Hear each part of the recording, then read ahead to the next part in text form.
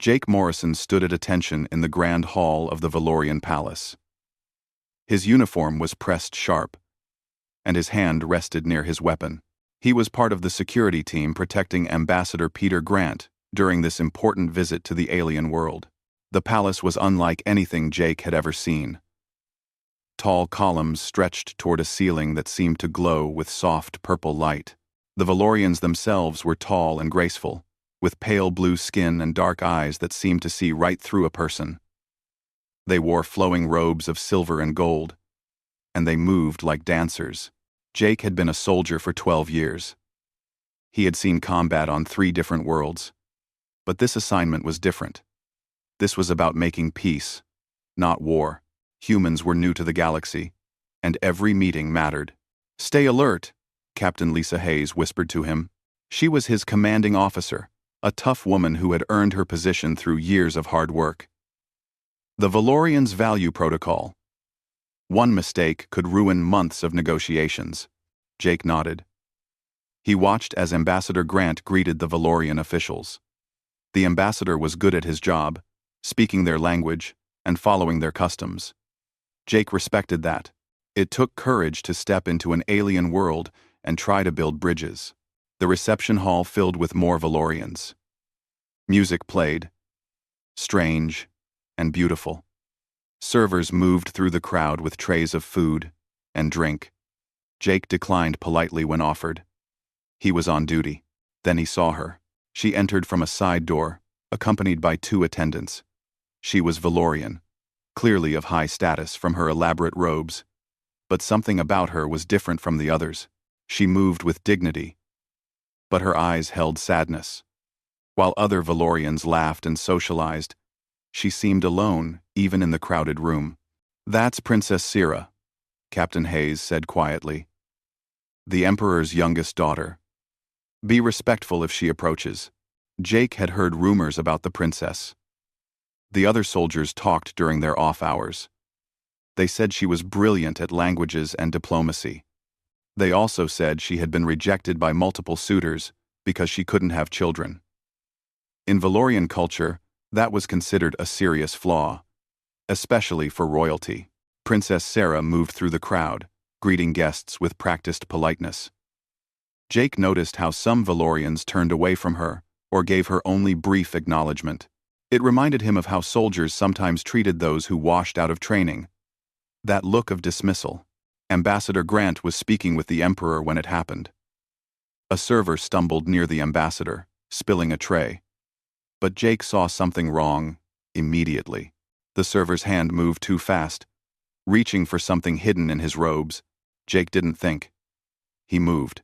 He crossed the distance in 3 long steps and slammed into the ambassador, knocking him aside. At the same moment, he grabbed the server's wrist. Something small and sharp glinted in the server's hand. A blade, coated with something dark. The room erupted in chaos. Valorian guards rushed forward. Jake wrestled with the attacker, who fought with surprising strength. The blade slashed across Jake's arm, cutting through his uniform. Pain burned along his skin, but he didn't let go. Captain Hayes was there in an instant, her weapon drawn. 2 Valorian guards grabbed the attacker and pulled him away from Jake. The man screamed something in his own language, his face twisted with hate. "Medic!" Captain Hayes shouted. Jake's arm throbbed. Whatever had been on that blade was making his skin feel like it was on fire. He dropped to one knee, trying to stay conscious. The room spun around him. Then Princess Sarah was there, kneeling beside him. Her hands were cool against his burning skin. She spoke quickly to the Valorian guards in her language, then looked at Jake. "You saved my father's ambassador," she said in perfect English. "And you also pushed me out of the blade's path. You didn't even know I was standing there." Jake tried to respond, but his tongue felt thick. The poison was working fast. "Get him to the medical wing," Princess Sarah commanded. "I will personally oversee his treatment." "Your Highness, you don't need to," one of the attendants began. "I said I will oversee it," Sarah repeated firmly. This man risked his life for others. He deserves the best care we can provide.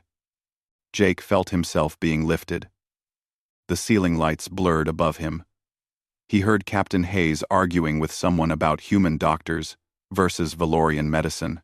He heard Princess Syrah's voice, calm and authoritative, settling the argument. Then darkness took him.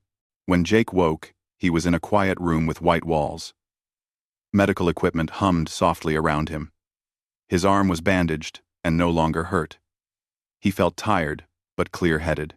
Princess Syrah sat in a chair beside his bed. She was reading from a small device, her expression focused. When Jake shifted, she looked up immediately. "You're awake," she said. "How do you feel?" "Like I got hit by a transport," Jake admitted. His voice was rough. "What happened?" "The poison on the blade was meant to cause confusion and weakness. Enough to make the ambassador vulnerable to a second attack. You prevented that." Syrah set down her device. "The attacker was working for a radical group that opposes the alliance between our peoples." Jake processed this. "Is the ambassador safe?" "He is unharmed, thanks to you." Syrah stood and poured water from a pitcher into a glass.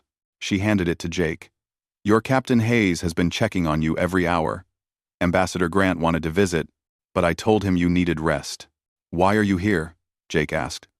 He didn't mean to be rude, but it seemed strange for a princess to sit with a wounded soldier. Syrah was quiet for a moment. "You pushed me aside without thinking. You didn't calculate my importance or consider what reward you might receive. You simply acted to protect others. That is rare, even among my own people."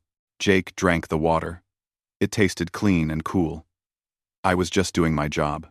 "Many people say that," Syrah said softly. "Few truly mean it." She returned to her chair. They sat in comfortable silence for a while. Jake found himself curious about her. Up close, she was beautiful, but it was her expression that caught his attention. She looked like someone carrying a heavy burden alone. "Can I ask you something?" Jake said. Syrah raised an eyebrow. "You may ask. Why do you look so sad at your own party?" It was a blunt question, probably too personal. But Jake had never been good at courtly manners. Syrah seemed surprised by his directness. Then, unexpectedly, she smiled. It was small, but genuine. "Because it wasn't really my party," she said. "It was a gathering where I was required to appear." There is a difference. Jake understood that feeling. He had attended plenty of military functions where he didn't want to be. "I know what you mean," he said. Princess Syrah studied him with those dark Valorian eyes. "Perhaps you do." Over the next 3 days, as Jake recovered in the medical wing, Princess Syrah visited him every day. She brought books about Valorian history and music from Earth that she was curious about. They talked about many things, carefully avoiding the topics that were too personal. But Jake noticed things. He noticed how few people visited the princess. He noticed the way she brightened when she entered his room, as if she was escaping something. He noticed that beneath her royal composure, she was lonely. And Princess Syrah noticed things about Jake too. She noticed his kindness to the medical staff. She noticed how he asked questions about her world with genuine interest. She noticed that he treated her like a person, not a title. Neither of them realized yet that this simple connection would change both their lives forever. For now, they were just two people from different worlds, finding unexpected friendship in quiet conversations. 3 months had passed since the assassination attempt. The trade negotiations between Earth and Valoria were taking longer than expected, which meant Jake's security assignment continued. He didn't mind. He had found something unexpected on this alien world. Every few days, Jake and Princess Syrah met in the palace gardens after his duty hours. They were careful to keep these meetings quiet. The gardens at night were beautiful, filled with plants that glowed softly in the darkness.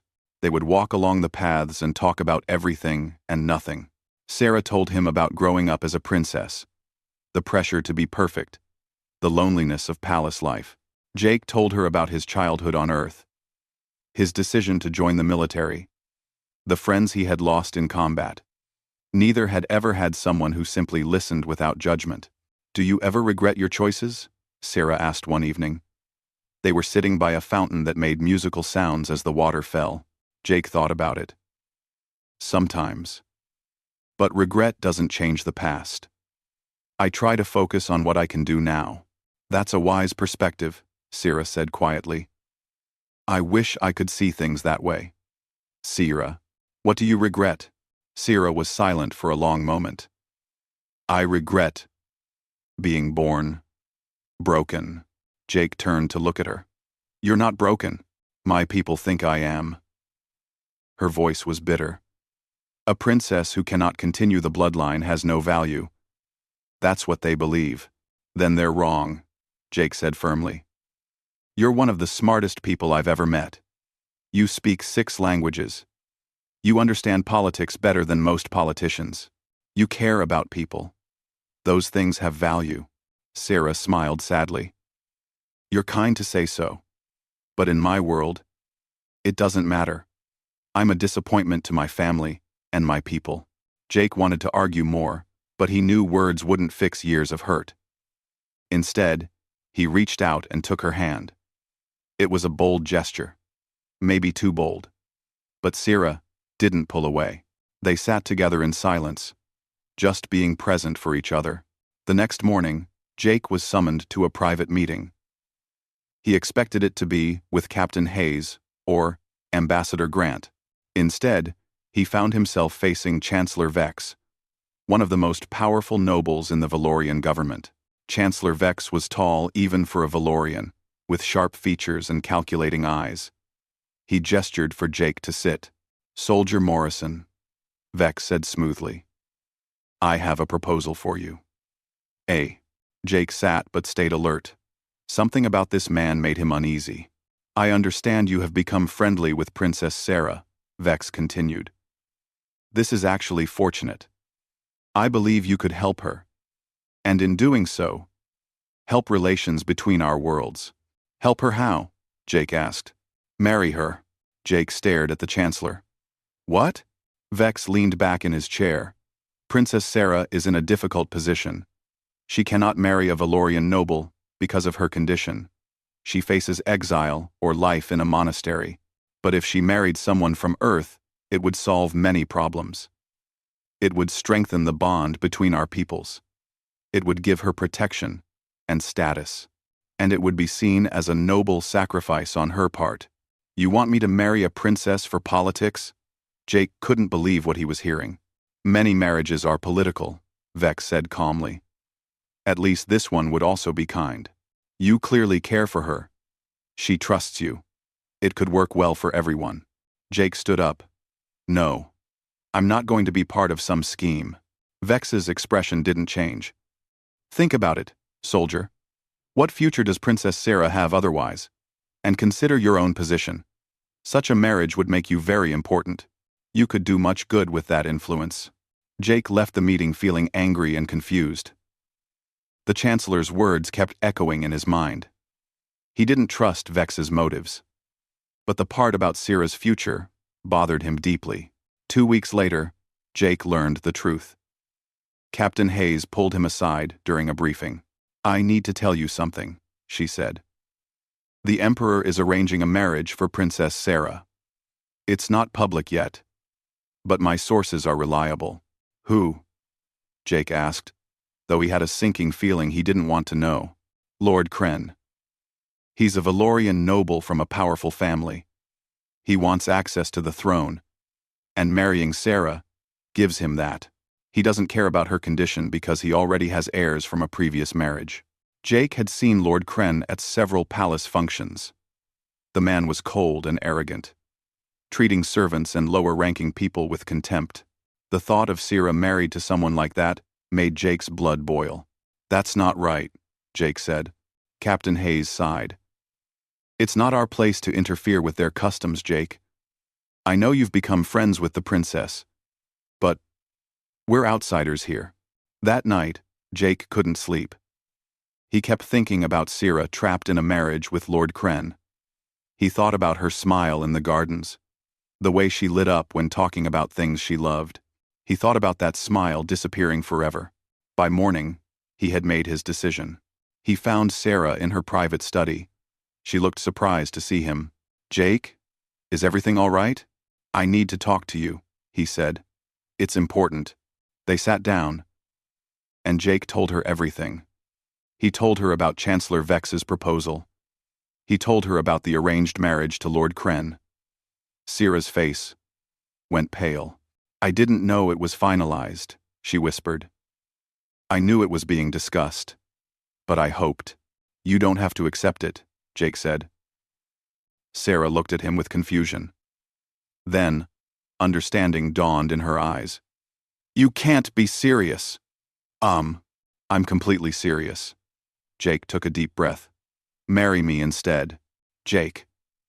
That's insane. You would be giving up everything. Your career, your reputation, your life on Earth. For what? A marriage to someone who can't even give you children? For your freedom," Jake said simply. "For your choice. I'm not promising you love or romance. I'm not claiming this is some fairy tale. But I can promise you respect. I can promise you kindness. I can promise you won't be trapped with someone who treats you like property." Tears formed in Syrah's eyes. "Why would you do this for me?" "Because you deserve better than what they're offering you. Because you're my friend. Because it's the right thing to do." Sarah turned away, wiping her eyes. Jake waited, letting her process. He had said what he needed to say. The choice was hers. "If we do this," Sarah finally said, "it will cause a scandal.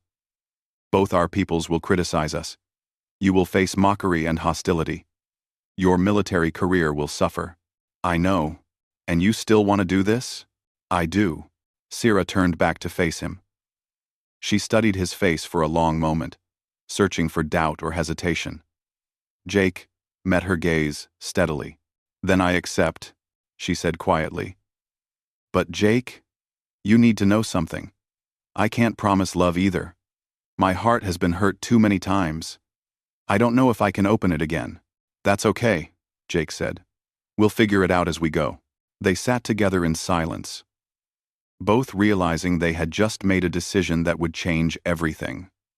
Outside the window, the Valorian sun was rising, painting the sky in shades of purple and gold. It felt like a new beginning, even though they both knew difficult times lay ahead. Chancellor Vex received the news of their engagement with a smile that didn't reach his eyes. "How wonderful," he said. "This will certainly be memorable." Jake didn't trust that smile, but he had made his choice, and he would stand by it. Ambassador Grant was shocked but supportive. "Are you sure about this, Jake? This is a big step." "I'm sure," Jake said. Captain Hayes was more blunt. "You're either very brave or very stupid. Maybe both. But I've got your back." The announcement of the engagement spread through the palace like wildfire. Reactions were mixed and intense. Some Valorians saw it as an insult to their princess. Some humans thought Jake was crazy or trying to climb socially. The news reached Earth and caused debates there too. Through it all, Jake and Sarah stood together. They had made their choice, and now they would face whatever came next, side by side. The weeks before the wedding were some of the hardest in Jake's life. He had faced enemy fire and dangerous missions, but nothing had prepared him for the social battlefield he now walked. Some of his fellow soldiers stopped talking to him. They thought he was betraying humanity by marrying an alien, or they believed he was using Syrah to gain power. During training sessions, he heard whispers behind his back. A few soldiers were openly hostile. One day, a junior officer named Danny Price confronted him in the mess hall. "You think you're special now, Morrison?" Danny said loudly. "Marrying a princess? You're just embarrassing all of us." Jake kept his voice level. "My personal life is my own business. It's all our business when you make humans look like we'll do anything for status." Danny shot back. Several other soldiers watched the confrontation with interest. "That's enough," Captain Hayes said, stepping between them. Outside, Captain Hayes sighed. That's not the first incident, is it? No, ma'am, Jake admitted. Can you handle this? I can request a transfer for you if needed. Jake shook his head. I'm staying. Running away won't help anything. The Valorian court was no better. Jake attended a formal dinner where several nobles made cutting remarks about lesser species and desperate measures. Sira sat beside him, her face calm, but Jake could see the tension in her shoulders. Lord Kren, the noble who had been arranged to marry Sira, was particularly cruel. Tell me, human, he said loudly, what does your family think of this match? Are they proud? Their son is marrying damaged goods? Jake's hand tightened on his fork. Before he could respond, Sarah spoke. Lord Kren, your concern for my reputation is noted. However, I suggest you focus more on your own behavior. The way you treat others reflects poorly on your house.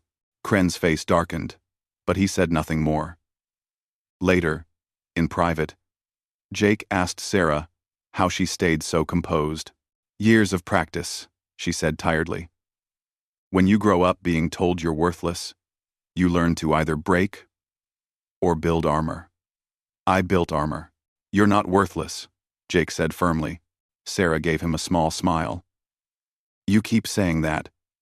Maybe one day I'll believe it. The one bright spot was Emperor Theon. To everyone's surprise, Sira's father publicly supported the marriage. He met privately with Jake one afternoon. I know what people are saying, the Emperor said. They think this marriage is beneath my daughter, but I've watched you together. I've seen how you look at her, how you defend her. You offer her something no Valorian noble has given her. Genuine respect. I care about her, Your Majesty, Jake said honestly. I can't promise to be a perfect husband, but I'll try my best. That's all any father can ask for his daughter, Theon said. You have my blessing. End quote. Think star. End quote. The wedding day arrived faster than Jake expected. The ceremony was held in the palace's great temple, a massive hall with crystal walls that caught the light and scattered rainbows everywhere. The event blended human and Valorian traditions. Jake wore his formal military dress uniform. Sarah wore traditional Valorian wedding robes in silver and blue. The ceremony was conducted in both languages. When it came time for vows, Jake spoke clearly. I promise to honor you, protect you, and stand by your side. I promise to be your partner and your friend.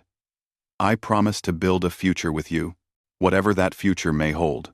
Sarah's voice was steady as she responded. I promise to honor you, trust you, and walk this path with you. I promise to be your partner and your friend. I promise to face the future together, no matter what it brings. They exchanged rings, a human custom that Sira had requested. When they were declared married, the crowd's reaction was mixed. Some applauded warmly. Others sat in cold silence. Jake tried not to let it bother him. The reception was tense. Many guests came only out of obligation. Jake and Sarah moved through the crowd together, greeting people who ranged from genuinely happy to barely polite. Ambassador Grant gave a warm speech about unity between worlds. Emperor Theon spoke about love and courage, but the atmosphere remained uncomfortable. Finally, the reception ended. Jake and Sarah were given a residence in a quiet part of the palace complex, away from the main courts. It was smaller than what a princess would normally receive, but it was private and comfortable. That first night, they sat together in their new home, both exhausted. Are you okay? Jake asked. I'm married, Sira said, as if testing the word. Regrets? She looked at him seriously. No, but I'm scared. This is all so new. Me too, Jake admitted. We'll figure it out together. They did figure it out, slowly. Jake returned to his duties with the security team, though he was transferred to different assignments to avoid conflicts. Sarah began working as a cultural liaison between the human embassy and Valorian government. She was brilliant at the work, helping bridge misunderstandings and facilitate communication. At home, they learned to live together. Small things, like discovering that Jake liked his coffee incredibly strong, while Sierra preferred delicate teas. Learning each other's routines and habits, figuring out how to share space. They maintained separate bedrooms. Neither had mentioned changing that arrangement. Their marriage was real in legal terms, but they were still finding their way emotionally. There was no pressure, no expectations, just two people learning to be partners. Some evenings, they cooked together. Jake taught Sierra how to make spaghetti, which she found fascinating. Sierra showed Jake Valorian recipes that used ingredients he'd never seen before. They laughed when experiments went wrong and celebrated when they succeeded. Other nights, they simply talked. They shared stories about their days, their frustrations, their small victories. The conversations grew deeper over time. Jake told Sarah about his father, who had died when Jake was young. Sarah told Jake about her sisters, how they had once been close but had drifted apart under court pressures. One night, 3 months into their marriage, something shifted. They were in the living area, Jake reading reports while Sarah worked on a translation. Rain fell outside, a rare event on Valoria. The sound was soothing. "Jake?" Sarah said quietly. "Yeah, thank you." He looked up from his work. "For what?" "For being kind. For being patient. For not demanding things I wasn't ready to give." Sarah's expression was soft. "I know this hasn't been easy for you. The other soldiers, the gossip, the isolation." "I've gained more than I've lost," Jake said honestly. "Have you?" Sarah asked. "Sometimes I worry you'll regret this." "Regret me." Jake set down his papers and moved to sit beside her. "Listen to me. I don't regret marrying you. Not for a second. Yes, some parts have been hard, but Sarah, you're the best friend I've ever had. Coming home to you is the best part of my day." Tears formed in Sarah's eyes. "I feel the same way. I just never thought I'd have this. A real partnership. Someone who sees me as more than my flaws." "You don't have flaws," Jake said. "You have differences. And those differences don't define your worth." Sarah leaned her head on his shoulder. It was the first time she'd initiated physical contact beyond holding hands. Jake stayed very still, not wanting to break the moment. "Maybe we can move beyond being just friends," Sarah whispered. "Maybe we can try for more. If you want that." Jake felt his heart beat faster. "I do want that. But only if you're ready." "No pressure. I'm ready to try," Sarah said. "I trust you, Jake." They sat together in the quiet room, listening to the rain, both feeling like they had crossed some invisible line into new territory. Their marriage had started as a practical arrangement, but somewhere along the way, real feelings had grown. Meanwhile, in another part of the palace, Chancellor Vex met with several nobles in secret. His plan to use Sierra's marriage to undermine the Emperor was proceeding, but not as he'd expected. The human soldier and the princess were proving more resilient than anticipated. "We need to take more direct action," one of the nobles said. Vex smiled coldly. "Patience. The right opportunity will present itself. And when it does, we'll use it to remove both the troublesome princess and her human husband from the political picture permanently." 6 months had passed since the wedding. Jake and Sierra's relationship had deepened into something real and meaningful. They had moved past friendship into genuine love, though they rarely spoke the word aloud. Some things didn't need saying. Then Sarah got sick. It started small. She felt tired more often. She had headaches that wouldn't go away. At first, she dismissed it as stress from her diplomatic work. But when she began feeling dizzy and nauseous, Jake insisted she see a doctor. The Valorian physicians were puzzled. They ran tests and found nothing wrong according to their medical knowledge. Sarah's symptoms didn't match any known Valorian illness. For 2 weeks, they tried various treatments. But nothing helped. Sarah grew weaker. Jake watched his wife struggle and felt helpless. She tried to hide how bad she felt. But he knew her too well now.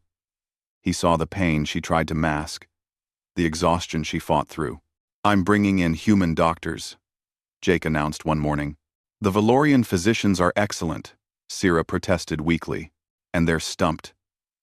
We need another perspective." Jake was already contacting Captain Hayes to arrange it. Dr. Helen Park arrived from the human medical ship 2 days later. She was a specialist in xenobiology, the study of alien life forms. She was in her 50s, with gray hair and sharp, intelligent eyes. Dr. Park spent hours examining Sira and reviewing the Valorian medical data. She asked detailed questions about Sira's medical history, especially about her infertility diagnosis. Jake sat in during most of the examinations, holding Sira's hand. On the third day, Dr. Park called them both into her temporary office. "I need to share something with you," she said carefully. "But first, Princess Sarah, I need to explain something about the diagnosis you received years ago." Sira tensed. "What about it?" "The Valorian doctors who declared you infertile were correct by their standards," Dr. Park said. "Valorian reproduction requires very specific hormonal conditions. Your body doesn't naturally produce those hormones in the right amounts. For a Valorian pregnancy, that's a significant barrier." "I know this already," Sira said quietly. The old pain was clear in her voice. "But," Dr. Park continued, "those specific hormonal requirements are unique to Valorians. Human reproduction works differently. Human Valorian biological compatibility is different from Valorian compatibility."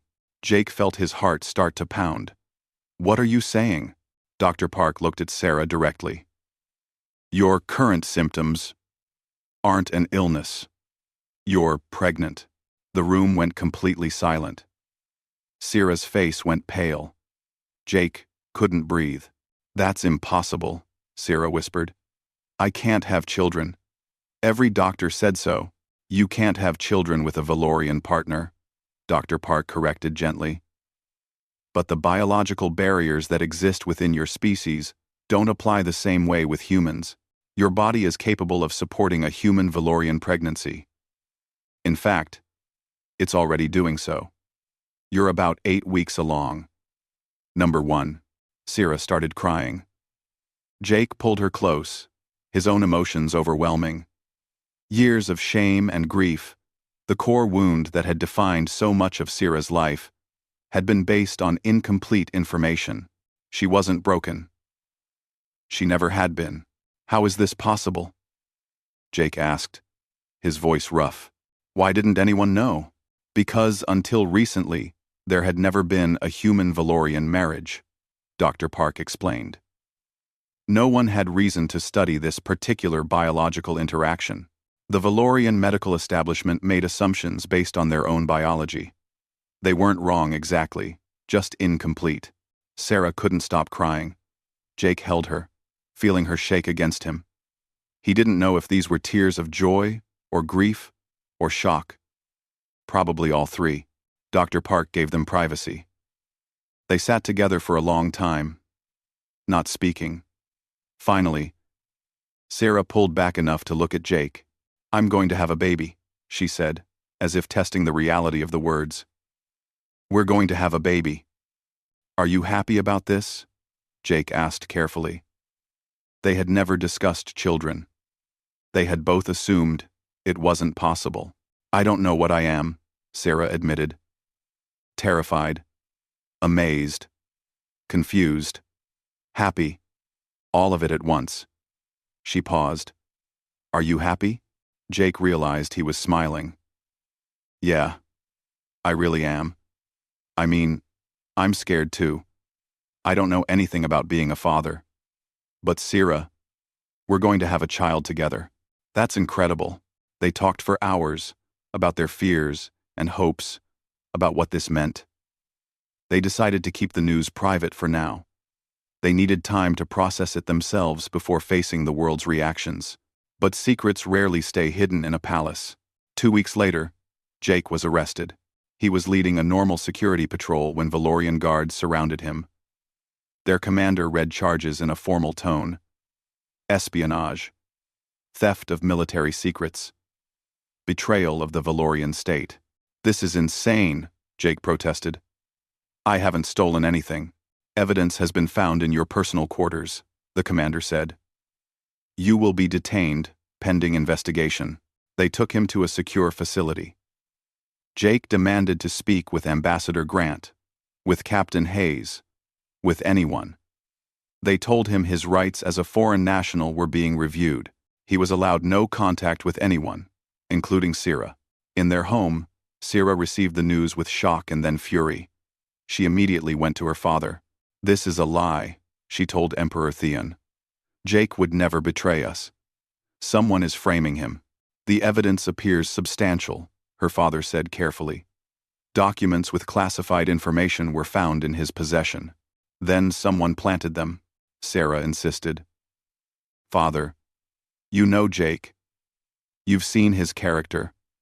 He saved Ambassador Grant's life. He married me when no one else would. Does that sound like a traitor? No, Theon admitted. It doesn't. But I cannot simply dismiss the charges based on personal feelings. Sira's diplomatic skills came into full force. She investigated, called in favors, and pushed for a thorough examination of the evidence. Captain Hayes worked from the human side, refusing to accept the charges at face value. 3 days into the investigation, Sira found something. The classified documents had been accessed from a specific terminal in the Palace network. By tracing the digital signatures, she found that the terminal belonged to someone in Chancellor Vex's office. She dug deeper. She discovered financial records showing payments to the guards who claimed to have found evidence in Jake's quarters. She found communication logs that suggested coordination. When Sira confronted Chancellor Vex, he remained calm. These are serious accusations, Princess, he said smoothly. I hope you have substantial proof. I have enough to raise questions, Sira said coldly. Enough to demand a full inquiry. And I will push for one. Publicly. If necessary. Vex's expression hardened. You would cause a scandal? Embarrass the court? Your father's reign? All for a human who may well be guilty? I would seek truth, Sira replied. And I would protect my husband. If you have nothing to hide, Chancellor, then an inquiry shouldn't concern you. Behind the scenes, Ambassador Grant was making his own moves. He contacted Earth's government, who sent strong diplomatic messages to Valoria. The arrest of a human officer on questionable evidence was straining the entire alliance. Captain Hayes focused on the technical aspects. She brought in human intelligence experts, who analyzed the supposed evidence. They found inconsistencies. Digital traces that suggested the documents had been copied and planted, rather than accessed by Jake directly. The pressure mounted. Emperor Theon ordered a full investigation, not just of Jake, but of the entire situation. The inquiry revealed cracks in Vex's story. Guards changed their testimonies when pressed. Digital forensics exposed manipulation. Finally, 10 days after Jake's arrest, the truth emerged. Chancellor Vex had orchestrated the entire scheme. The planted evidence, the false charges, everything was designed to remove Jake and discredit Sarah. But the investigation went further, uncovering Vex's involvement in the original assassination attempt months earlier. Vex had been working to destabilize Emperor Theon's rule for years. He had used Sira's marriage as a tool, first trying to arrange it to his advantage, then trying to destroy it. When that failed, Jake was released immediately.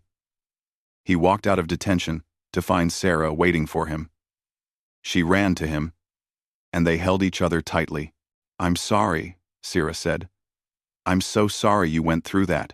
You saved me, Jake said. You found the truth. We found it together, Sira corrected. You, me, Captain Hayes, Ambassador Grant. We all fought for it. Chancellor Vex was arrested for treason. The scandal rocked the Valorian government. Emperor Theon publicly apologized to Jake and Sira, acknowledging the injustice they had faced. That night, in the safety of their home, Jake and Sira lay together in the darkness. "We need to tell people about the baby," Sira said softly. "I'm starting to show. And after everything that's happened, I want something positive to share. Are you ready for that?" Jake asked. "It'll cause another uproar. Let them talk," Sira said with new strength in her voice. "I've spent my whole life being ashamed of something that was never my fault. No more. This child is a gift. I won't hide it. And," Jake kissed her forehead. "Then, we'll tell them together." Outside their window, the Valorian moons shone bright. Inside, two people from different worlds held each other, facing an uncertain future with hope instead of fear. The trial of Chancellor Vex became the most significant legal proceeding in recent Valorian history. Evidence of his treason was overwhelming. He had manipulated politics, arranged assassination attempts, and framed innocent people. The court found him guilty on all charges. He was sentenced to life imprisonment in a facility far from the capital. Emperor Theon used the scandal as a catalyst for change. He announced major reforms to Valorian society and law. Medical practices would be reviewed and updated with input from other species' expertise. Marriage laws would be revised to recognize and protect interspecies unions. Most significantly, the emperor declared that cultural traditions about fertility and bloodlines would no longer be used to judge a person's worth. "We have allowed tradition to blind us to truth," Theon said in a public address. "We have hurt our own people with narrow thinking. This ends now." Jake and Sarah watched the speech together. Sarah had tears in her eyes. "He's doing this because of us," she said. "Because of what we went through. He's doing it because it's right," Jake corrected gently. "You helped him see that things needed to change. But the courage to actually change them, that's on him." A week later, Jake and Sira made their own announcement. They invited a small group to their home: Emperor Theon, Sira's sisters, Ambassador Grant, Captain Hayes, and Dr. Helen Park. They shared the news about the pregnancy. The reactions were mixed but mostly positive. Sira's oldest sister, Princess Lyra, hugged her tightly. "I'm so sorry," Lyra whispered. "I'm sorry. I distanced myself when you needed family. I was wrong. You're here now," Sira said. "That's what matters." Emperor Theon looked at Jake seriously. "You're giving me a grandchild. That's a precious gift. Thank you for caring for my daughter. She's the best thing that ever happened to me," Jake said honestly. The news spread quickly through both human and Valorian societies. This time, reactions were different. Chancellor Vex's crimes had exposed ugly truths about prejudice and manipulation. Many people who had criticized the marriage now felt ashamed. Others were genuinely happy for the couple. The announcement of the first human Valorian child became a symbol of hope for the alliance between worlds. Scientists on both sides were fascinated by the medical implications. Dr. Park became the leading expert on interspecies pregnancy, consulting with Valorian physicians to ensure Sira received the best care. But Jake and Sira faced a difficult decision about their future. "We can't stay here," Sarah said one evening. They were packing up their home, preparing for a change they both knew was necessary. "Not forever. There are too many memories, too much history. Earth might not be much better," Jake pointed out. "Some humans are still uncomfortable with our marriage. Then we find somewhere new," Sira suggested. "Somewhere we can start fresh." They researched options and found their answer: Frontier Station Aurora. It was a galactic coalition outpost on the edge of explored space. The station was home to dozens of different species living and working together. Mixed families were common there. It was a place where differences were celebrated rather than criticized. Jake requested a transfer to the station's security force. Sarah applied for a position in the diplomatic corps stationed there. Both applications were approved quickly. The coalition was eager to have them, especially given the publicity around their story.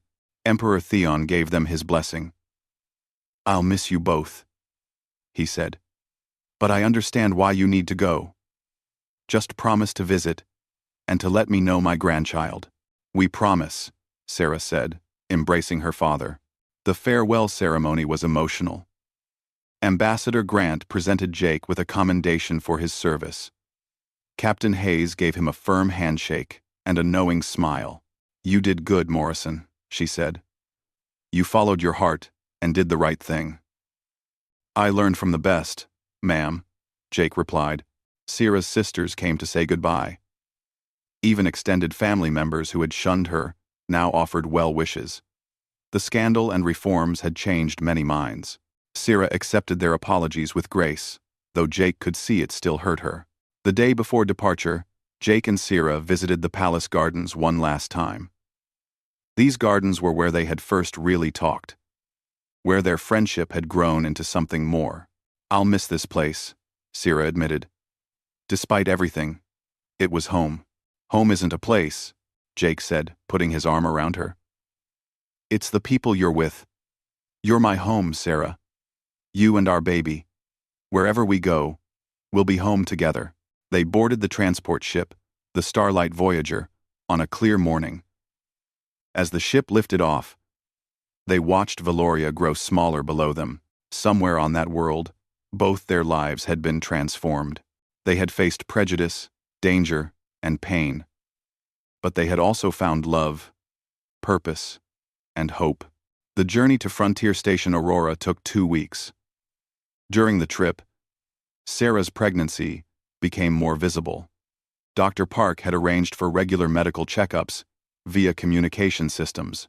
Everything was progressing well. The baby was healthy and developing normally. Jake spent the journey reading everything he could find about parenting. Sarah teased him about it. "You're going to be an excellent father," she said. "You don't need to memorize every parenting guide ever written." "I want to do this right," Jake said. "I want our kid to have the best possible start. Our kid will have something more important than perfect parenting," Sarah said. "They'll have parents who love each other and who chose to be together despite the whole galaxy telling us not to. That's a powerful lesson." Frontier Station Aurora appeared as a glowing structure against the darkness of space. It was massive, home to over 50,000 residents from hundreds of different worlds. As their ship docked, Jake and Sarah felt nervous excitement. Their quarters were modest but comfortable. The station's coordinator, a friendly alien named Crix, helped them settle in. Crix had green-scaled skin and multiple arms, which he used efficiently while gesturing enthusiastically. "We're so pleased to have you here," Crix said. "Your story has inspired many. We have several mixed-species couples on the station who felt encouraged by your example." Over the following weeks, Jake and Sarah began their new life. Jake joined the station's security team, which protected residents and handled disputes. His experience and level-headed approach quickly earned respect from his colleagues. The team was diverse, including humans, Valorians, and several other species. They worked well together. Sarah joined the diplomatic corps, helping mediate between different species and cultural groups.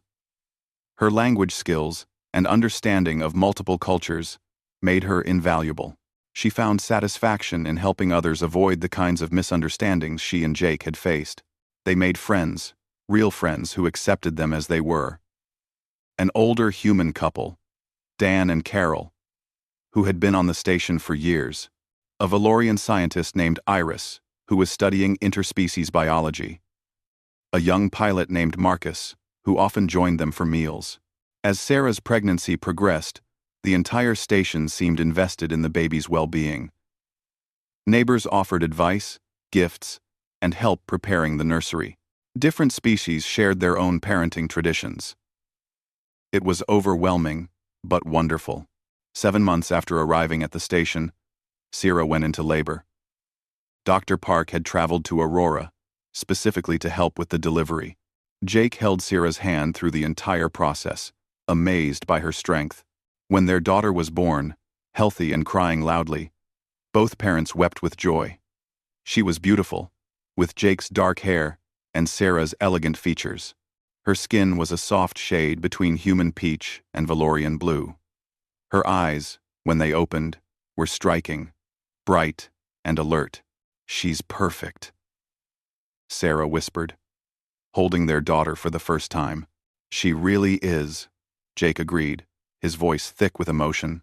They named her Maya, a name that worked in both human and Valorian languages. It meant miracle in several Earth cultures.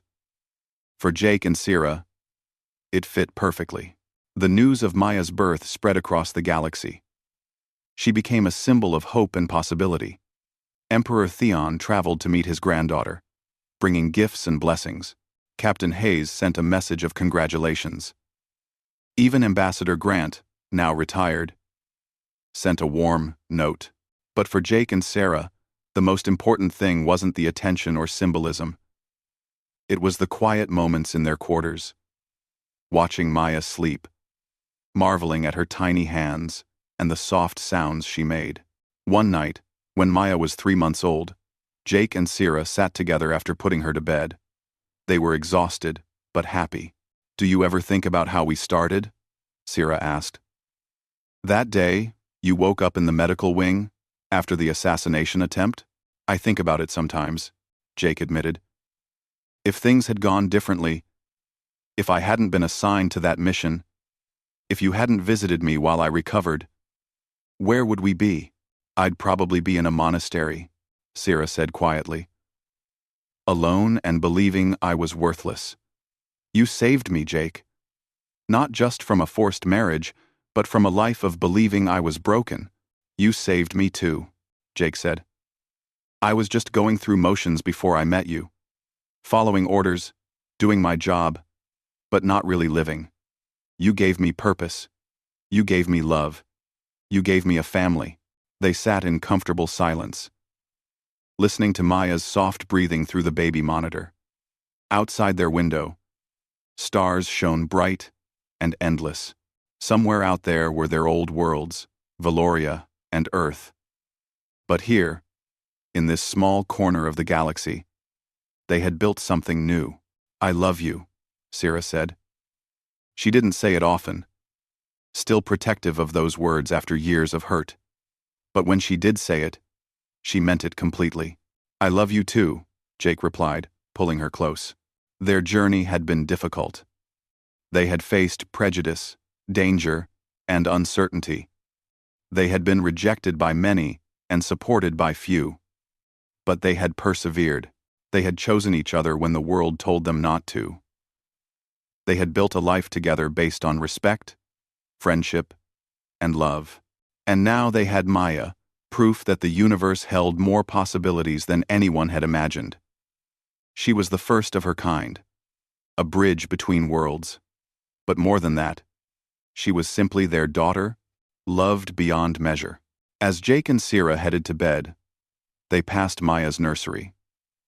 Jake stopped to look at their sleeping daughter one more time. "What do you think her life will be like?" he asked softly. "Different from ours," Sarah said. "Better, I hope.